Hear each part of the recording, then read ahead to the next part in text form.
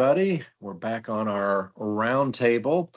And is my bub Bryce Baker on the call? Here. Okay. Yeah, I hadn't touched base with you this week, Bryce. Just want to make sure you were back in the ladder for our Bible study. For those of you new to us, we do this 30-minute roundtable or so. 30 minutes or a little bit more. And then we let everybody go that wants to go. And then some of us take turns doing believe it or not, an optional Bible study. So hope you can stick around for that if your schedule allows or if your job allows. Probably some jobs where you can't mix religion and in the workplace. I get it. Our special guest today is a new friend of mine, but I think he's going to become one of my really good friends. I'm so impressed. Richard Pinkerton, I've been following Richard recently on social media.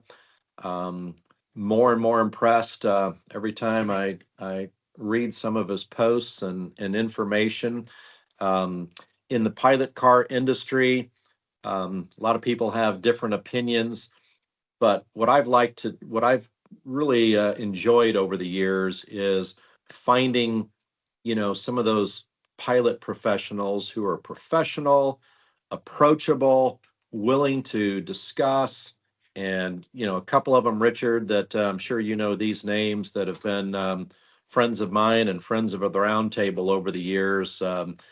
My buddy Nadia, the pistol, Nadia, she joins us sometime each week. I can never pronounce Nadia's last name, and we've been friends for so many years. Sokolowski. There you go. Good. Very good.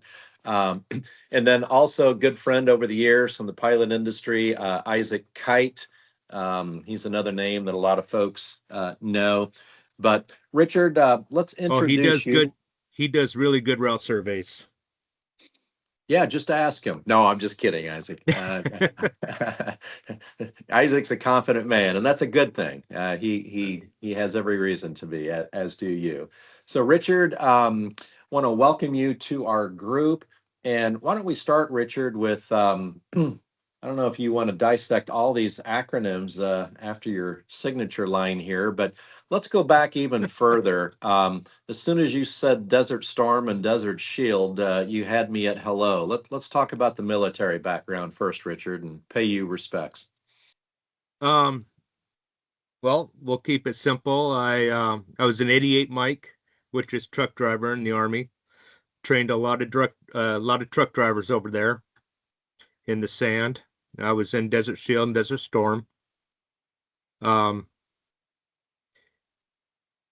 I got back, I continued driving truck and went into emergency management, where I started acquiring more knowledge in incident command systems, National Incident Management, MAX, FEMA, and then and TIMS, CERT. So the one that I've continued the most in for education has been the traffic incident management. It's a great program put on by the Federal Highway Administration, USDOT. Are you jumping on the meeting? And you learn a lot about incident command on highways, on the roadways. Mr. Kaler teaches that in person, and he does from what I'm seeing out there, he's doing a great job. Don't make his head swell too much, Richard. Right. Go ahead. Yeah. I am in the process with Tim's building a stakeholder foundation to introduce to Tim's for the pilot car industry, for the PIVO industry and heavy haul. I think that oversized load drivers would benefit tremendously from the information provided there, especially the PIVOs, because when something happens with an oversized load, we are the first responders. We're the first ones there. We're there on site, on scene. So we can control the scene. We're in a position where we can help the community by securing and setting up proper tapers, proper containment fields, incident management areas, and then make it safer for our responders who come out there. One thing that's always gotten me with Tim's is it's and what they're teaching the responders is, well, there's two things. There's still a lot of officers out there that don't even know what it is. And then secondly, when responders come to an oversized incident, they don't know what they're dealing with. They don't know the dangers of an unsecured load that's been rolled over. Let's say you've got a base tower that the whole unit rolled over. We don't need responders out there running up to an incident not knowing the dangers. So one of the things that I'm building is a cribbing, something that we learned in insert and in the first set of TIMs that I started taking in 2010, cribbing and securing an incident so that when those responders show up, they're not in danger. And I think that's something that a lot of us are overlooking, and we can reduce that hazard. Let me ask you, sorry, Richard, I'm kind of a rude guy. I interrupt a lot. So no, go ahead. You just have to put up with it. But I got ADD really bad, as everybody knows, and I get a thought. So you're kind of going down the line of truck enforcement and training and such. And I know that you're involved with a fair number of state trucking or police organizations and those types of things. But how would you describe the state of the state nationwide right now in terms of from one state to another? How well informed and trained are, and keep in mind, we might have a few on the call here, so be careful. But nationwide, how well informed are truck enforcement officers on OSOW policies and such? Poorly inadequate. Why do you say that? I've had several officers reach out to me, several enforcement officers, state troopers, several states reach out to me and say, hey, we see your stuff on, because I have a page called Highway Safety Around Oversized Loads, and they read that stuff and they say, we know there's laws out there, but we can't find them. Nobody teaches us how to enforce them and what to enforce. So what I do is when I build on a state, I start with the federal and I go down to the state level statutes, and then I turn around and work my way back up, and I throw the hooks out to every statute, every regulation that ties federal and state together. That's one thing that's attracted to me to you professionally, is you, like several others that I've come to admire in this industry, you frickin' source everything, don't you? Yes. Yeah. It's important because these enforcement officers need to know how, or first of all, what their laws say. They're not taught that. They need to know what the law says that they can enforce. Then they need to know how to enforce. And what I believe heavily in is write it and cite it. So you have a violation.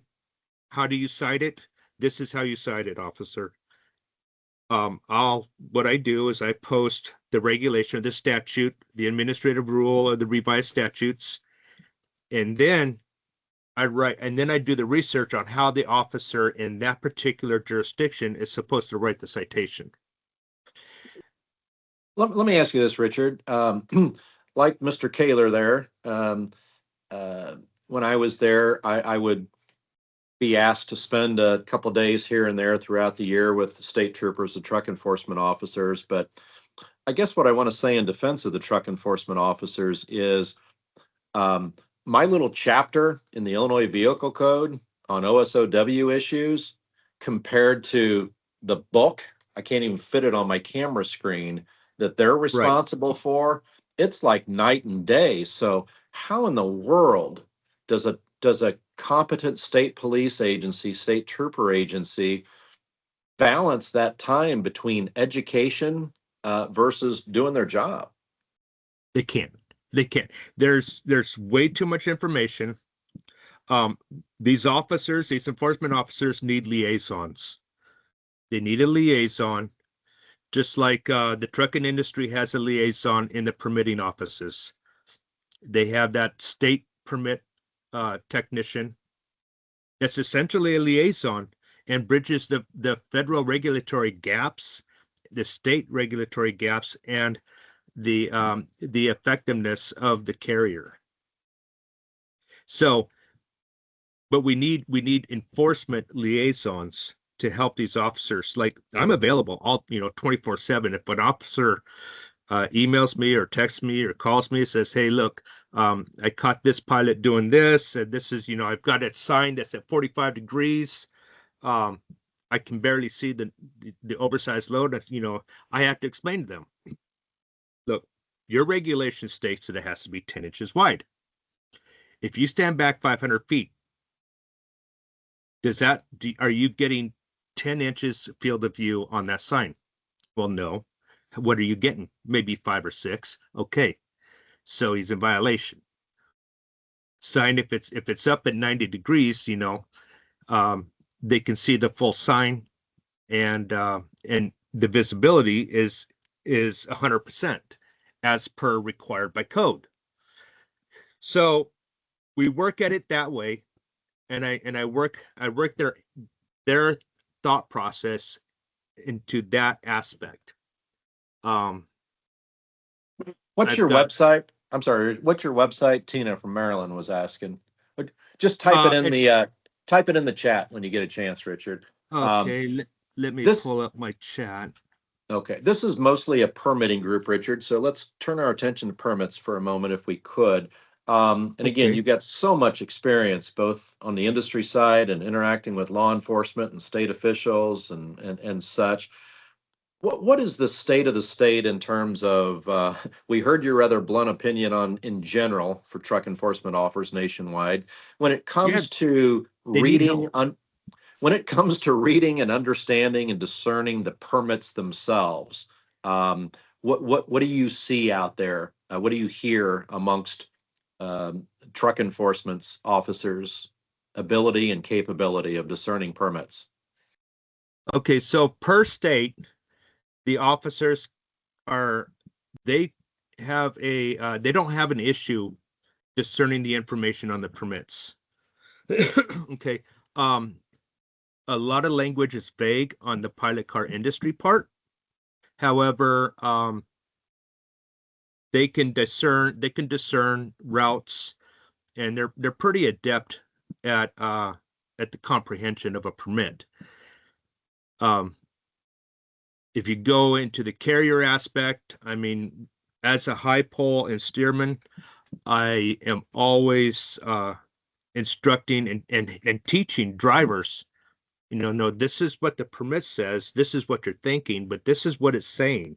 And you've got to really look at it. You can't just read it and go word for word off of it. You've got to dissect it and look at it on a map. You've got to put yourself in the reality of the permit. Okay, there's the spirit of the permit and there's the letter of the permit. You have to balance both. So the enforcement officers, back to your question, enforcement officers have no problem with that. Now the drivers and the pilots do. That's why, when I'm teaching my classes, my PIVO classes, I go into as much detail as I can. I emphasize quite adamantly key situations that they'll encounter in permits. One of the biggest things that I see with permits across the nation is, of course, harmonization. We have on the North American continent, I can't remember the exact name of it, but it's called harmonization. It has to do with harmonization. Mr. Kaler, can you help me out with that one? What are you talking about? The committee? Yeah, It's the it's Committee on Transportation System Operations, the Freight Ops Group, that we actually spent money, did a study on harmonization. The ATHE group was the one that actually did the study, and we basically came together and we looked at, who needed what when it came to the permits and what's desired. We actually studied, did a questionnaire out to the trucking industry, said, what do you need on a permit? And then we actually did the same study to law enforcement, and we did the same study to the permit officials in state agencies. And we came up with an actual recommendation where basically your highest priority is your drivers, and your second highest priority is law enforcement. Your third highest priority is the state officials. And so we came up with a draft of how a basic permit should look. And so we've encouraged through AASHTO and through all the different AASHTO regions to adopt that policy and to try to move forward toward a harmonized look of a permit. And then the second effort was to get the states to request the same information on the application page, which that's a little bit more of a challenge when it comes to state statutes. Is that what you're looking for, Richard? Yes. Yep. And even before this committee, there was a harmonization act that for the North American continent. So what he's doing falls right in line with that, and that covers signage, verbiage, direction, traffic controls, methods. There's an existing harmonization. One thing that gets me in our industry is that nothing is new here. It's all been in existence for a long time, just nobody's really taken the ball and ran with it. And Mr. Kaler is doing a fine job of that. Mr. Kaler, I should probably ask you this later, but I'm going to ask you now. Where are we with the with train crossings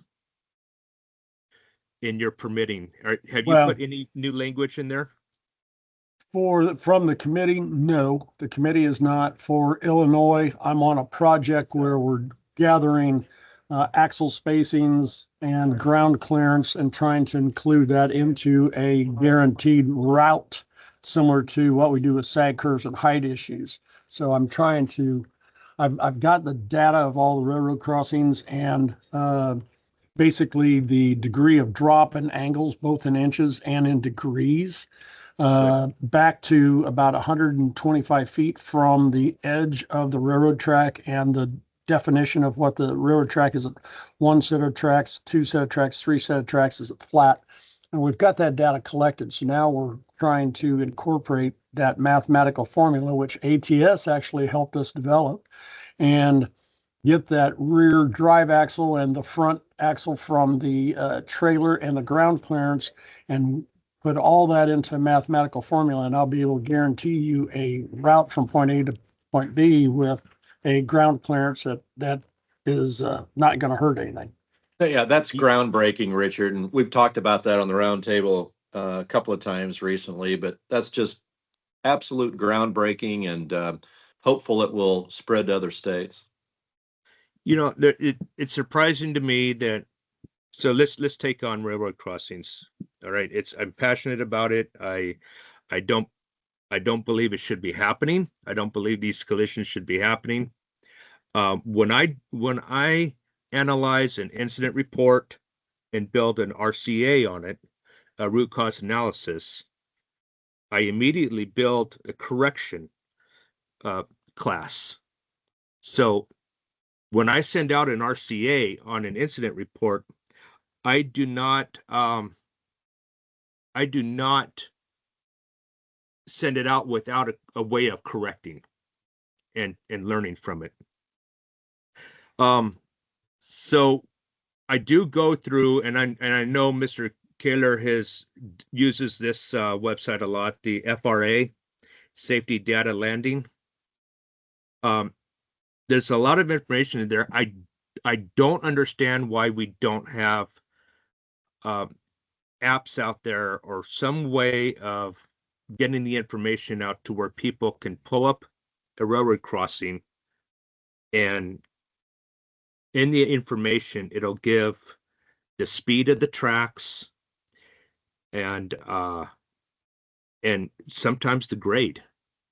Well, you're testing my memory here, Richard, but in my SCNRA days, yes, there are some apps out there that locate and identify these locations, but getting into some of those other bullet points you mentioned, I don't know. Anybody else on the call more up to speed on railroad apps than I am? Any carriers using them? Actually, Richard, what would really be helpful is if the proper railroad people would answer the damn phone when a specialized carrier called them ahead of time. But that's another and We story. work for the railroad industry, and there isn't great information forthcoming from them from Holcher. Just so y'all know. Yeah. Thanks, Chris. So I've never had an issue when I've had on my permits. Let's take, for instance, ATS. I've had a couple of route surveys where going through Idaho, where it's clearly said must call train dispatch. I think it was 20 minutes or 30 minutes before arrival to the tracks. And I've never had a problem getting a hold of the dispatcher. And I think that's because whoever did the route survey contacted the train company, said, look, we've got oversized loads coming over these tracks. The high poles or the drivers are going to be calling to get clearance. And they've always worked with us. I mean, I countless of times train dispatchers have said thank you and we'll stop the train. But the most important thing is you have to call them right back after you clear. So well, I'm glad you've had sounds like 100% success there, and perhaps things are picking up. But I just know from experience over the years, Richard, that at times has certainly been a challenge. What's your number one? We don't have a lot of time here, of course, but when it comes to railroad safety in our industry, what just kind of goes right to the top of the list for you that you most want to impart upon the industry at large to be safe? let me pull up my page here. I submitted a white page to the Federal Highway Administration, to ROSA. It's a program.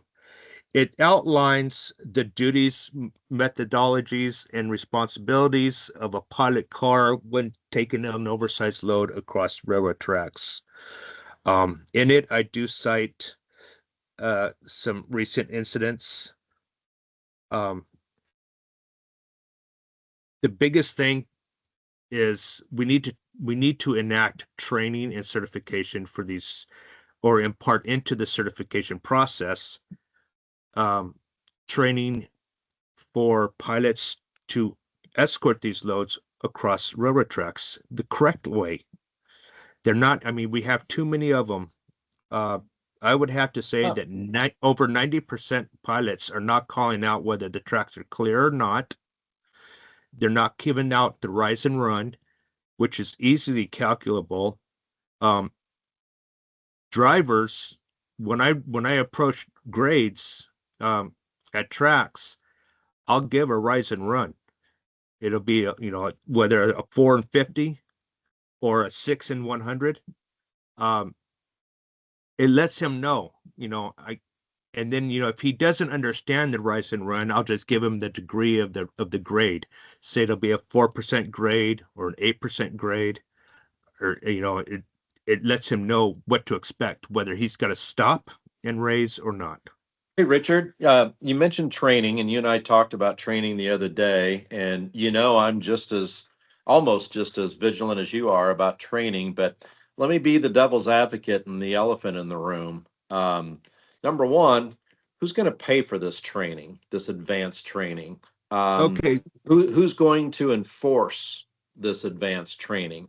To me, those are two major obstacles right now to the call for more training that we all want. so the training and the financial part of it is already provided by the FMCSA through a program called MCSAP. To The states. motor, right, for all states. It's called the Motor Carrier Safety Assistance Program. Okay, this isn't just for states to utilize, a grant system for states to utilize, but for companies, carriers, trains, companies, everybody can use can apply for this. Last year, out of $3 billion, they only awarded 489 million. There's not enough people out there that are aware of the MCSAP and how to navigate that grant program. These training programs that are out there, like I'm going to use Evergreen.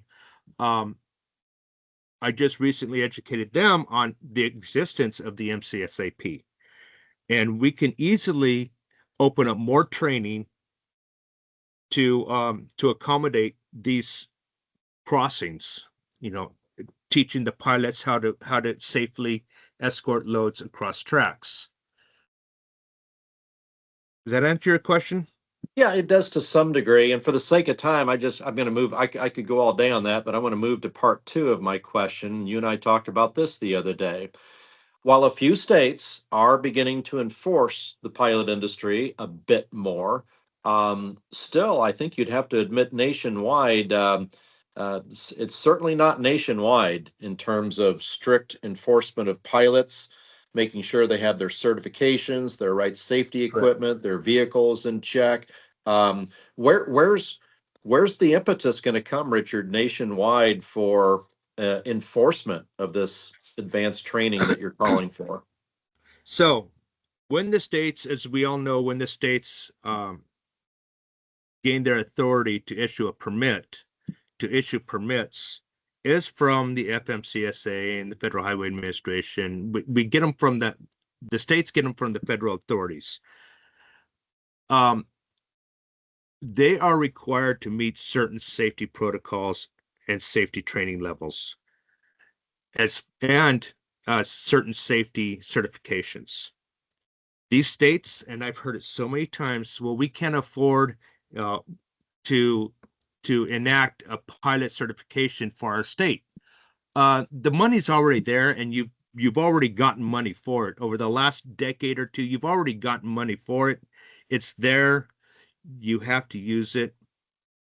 It doesn't cost you anything. You don't have to reinvent the wheel. There's already federal programs involved and in place. You just have to get somebody to take it by the horn and walk it through. No cost. The cost is already been taken care of in the MCSAP. Fair enough. Well, we'll follow up with that mix-up as you discussed with some of our state officials and in the coming weeks and such. Currently, all states and 6 territories are using MCSAP. They're getting money from MCSAP.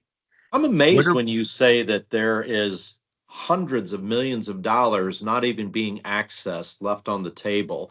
Most of the federal grants that I'm familiar with that somewhat involve our industry that states go after, it is so competitive, Richard, that there's never even a cent left. Why are so many dollars left in this grant? Because it's obscure. It's not very well known. Put the acronym in the chat line if you wouldn't mind, Richard, when you get a chance. Oh, and okay. let me go back to permits, since a lot of folks again on this call are involved in permits. So our couple of just rapid fire questions, lightning round, so to speak. Is the industry getting better in terms of drivers and everybody in the convoy, pilots and everybody? Is the industry getting better, worse, or about the same in terms of everyone at least having a permit at the start of the move? As far as having the permit, yes, I'm seeing a really good effort from the states and from local jurisdictions as well for issuing permits, and understanding the engineering required for these roadways. However, I'm not seeing the comprehension there amongst the pilots and drivers. I can't tell you how many drivers I've said, hey, look, they give me a permit. My requirement is I have a permit the night before. I do my homework. I teach everybody, you do your homework the night before, go over the permit, and I'll have to say, hey, look, your permit's expired, or it's going to expire, tonight. you need to get a new one. Another thing is very adamant about is checking the numbers. Check your license plate numbers, check your unit numbers, check your other information on your permits. Drivers don't take that time, and they need to take the time. But since they can't, a lot of times, being a former driver myself, we have a lot going on. So the lead or the high pole needs to go over that information. Actually, every pilot should have, it's required to have a permit. So they need to go over that information. It's not just a piece of paper you put on the back seat and forget about. No, you need to go over that information and double check it. That's huge. Okay. Let's The talk. biggest Oh, go ahead, Richard. Finish your the thought. biggest problem I have is that people think and drivers think that they don't have to have all of the addendums or the special provisions. Well, you do, because they change, and those special provisions are very important, and the pilots need to be aware of them. Let's talk pre-trip meetings, Richard. Same question I asked you before. Are you seeing a trend upward, downward, or about the same in terms of percentage of drivers and their pilots actually conducting what in most cases is a state provision required pre-trip meeting? It's Are not they just happening? state, it is a federal requirement as well. Ah, And when WITPAC started, I saw a huge uptick in the pre-trip meetings being conducted. As the years have gone by and the lack of enforcement with WITPAC, I've seen the pre-trip meetings go down. Now, you've got some good carriers out there that absolutely insist on it and will not roll until they've got everybody's signature for that pre-trip, for that pre-move meeting. I can name several. ATS is one when they're doing wind. Totran is another one that's very adamant about it. Landstar is very good at it. There's another company, FTL. question for you, Richard. In this day and age of technology, and some on this call may want to put a muzzle on my mouth, but from the interest of safety, or forget about safety, just CYA to avoid a nuclear verdict, what do you think about the idea of recording those pre-trip meetings with timestamps? I mean, at that point in time, my goodness, you're Yeah. covered. So I believe heavily in recording those. As a lot of you know, I wear a body cam when I'm out on the job. No Anytime. kidding. Oh yeah. And I've Wow. I really pushed for it about 3 or 4 years ago for everybody to start wearing them, and I'm seeing a lot more people wearing them. However, back to the pre-trip, whenever I'm conducting a pre-trip, I ask the driver, can I do this for you? I've never had a driver say no. So I step in and I conduct the pre-trip meeting. I record everything. It's on my body cam. That way, if the driver or his carrier ever asks a question, was this covered or this covered, it's recorded. My goodness. So now, Richard, I'm everybody on this call knows I got lots of voices in my head. So now I'm going to do what I love to do, and that is argue with the point I just made.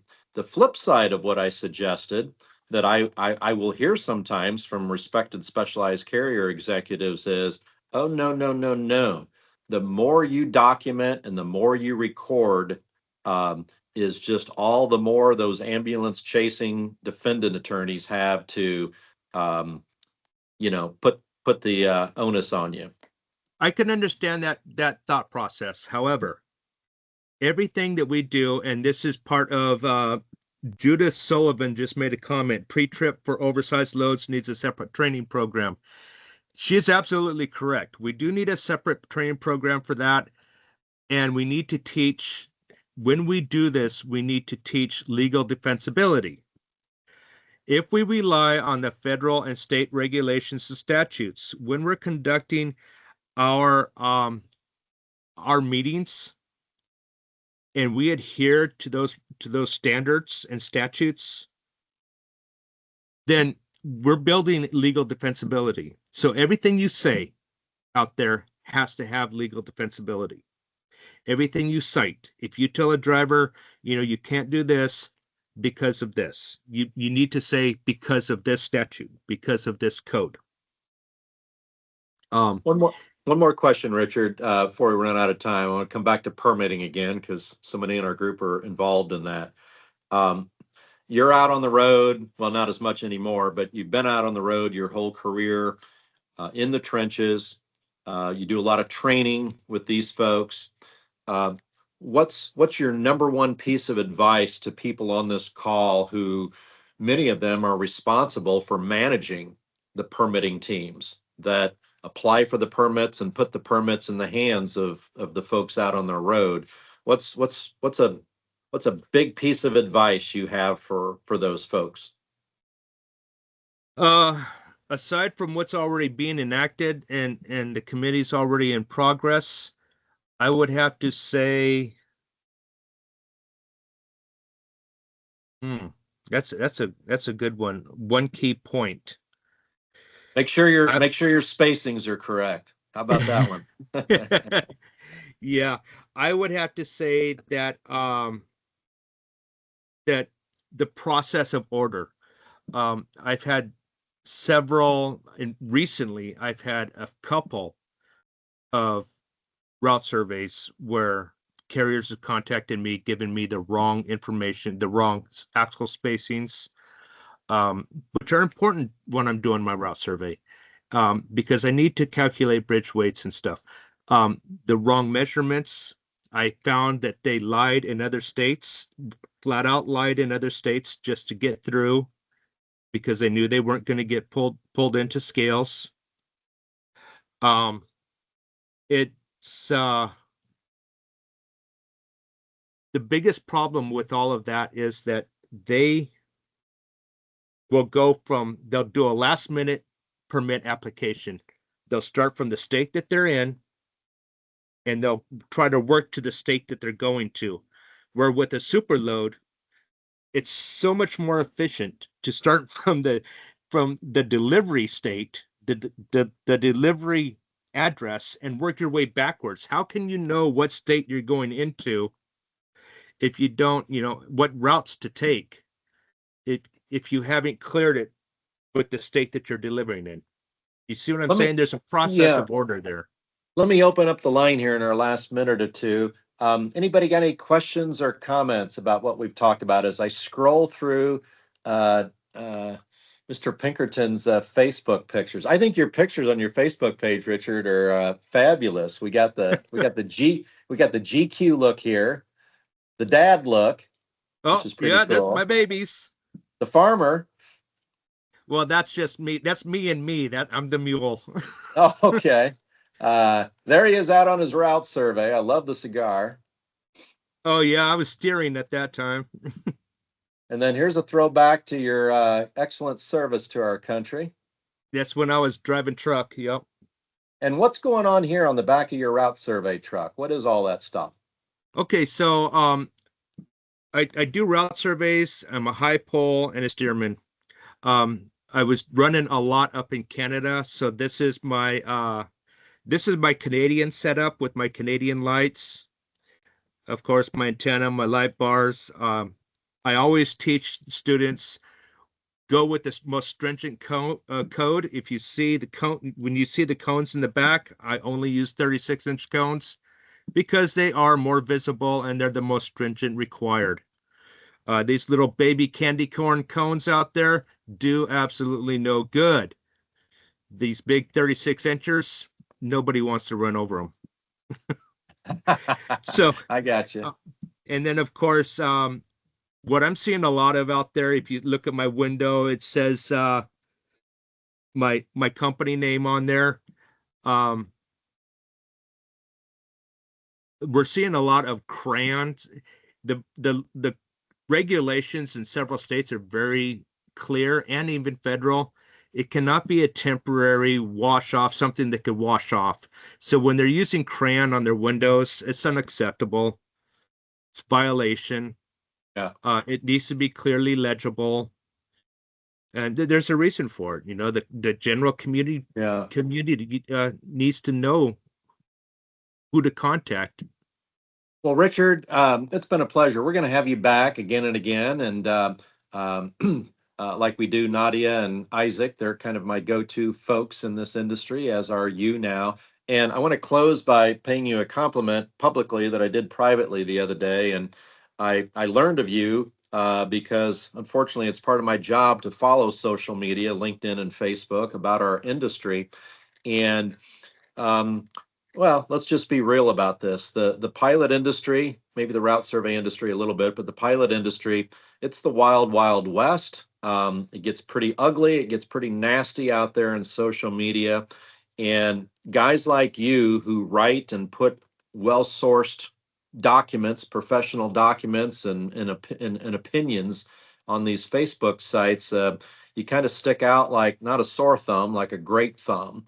So Yeah. just want to compliment you for your professionalism. Encourage everybody on this call to, get to know you. Richard offers training to specialized carriers and such. I had to give him a pep talk the other day to quit giving this expertise of his away for free so much. But you keep it up out there, Richard, in the social media world. The pilot industry needs more professionals like you, my friend.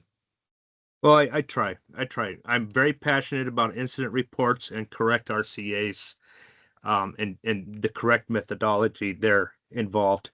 There's too many carriers that are just doing a quick incident report. They have just about anybody doing them. They have a mechanic that'll process an incident report, and they don't know the entire safety methodology involved.